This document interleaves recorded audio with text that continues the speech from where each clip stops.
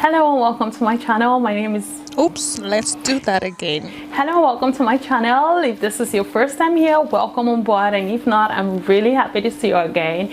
So my favorite thing in the world to sew is a trouser, but honestly it took me quite some time to get a hang of it. So today I'm going to be showing you how to draft your own trouser, pant, whatever you call it.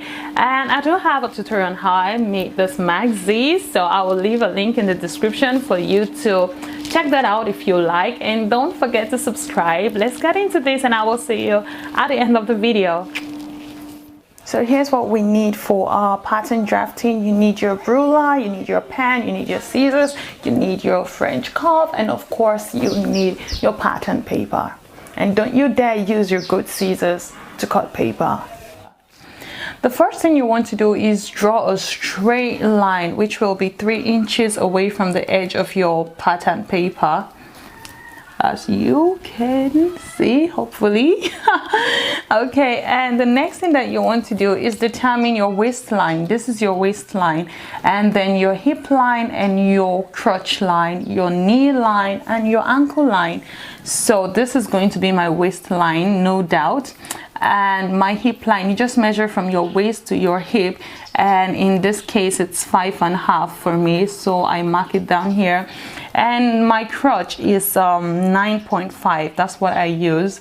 So you mark it down here, you just measure it straight down, and you want to decide your waist to your knee. In my case it's 24, so you mark it down here too. And your waist to your ankle, for me it's 40, so, and this is just 40, so we're good. Okay, so we want to start putting our measurement onto our pattern paper, and the first measurement you're going to be working with is your hip measurement. You're going to divide your hip measurement, your hip circumference, into 4 and add ½ inches to that. And I'm working with hip measurement of 40 divided by 4, that's a 10 plus half, that's 10.5, so like 10.5.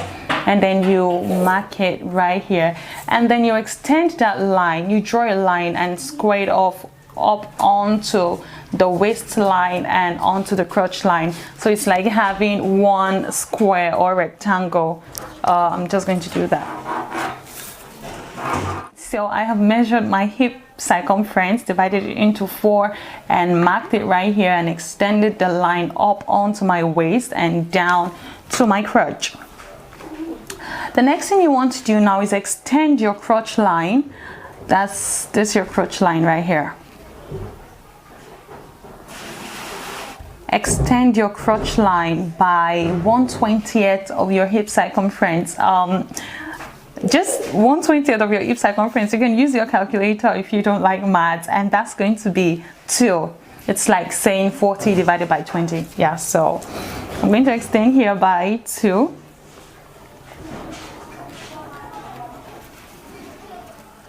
So I have 2 right here, so this is 2 inches right here.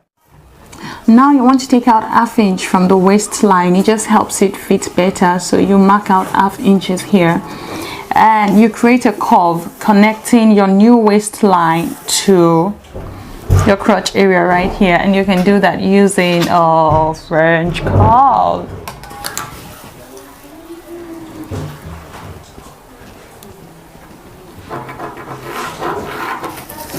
So this is what you should have right now. Now you want to measure 1/4 of your waist circumference and add ½ inch to it from this point. So waist circumference is 32. I divide that into 4, that's 8, and then I add ½ inch to it. That's taking 8.5 from this line.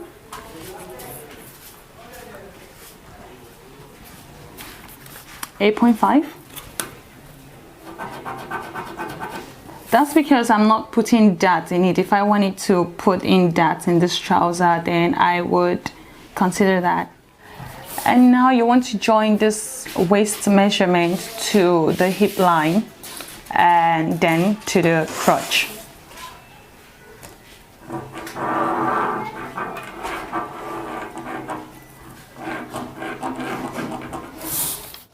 What you want to do now is find the midpoint or the center point from this extend that crotch line up onto the line at the other side.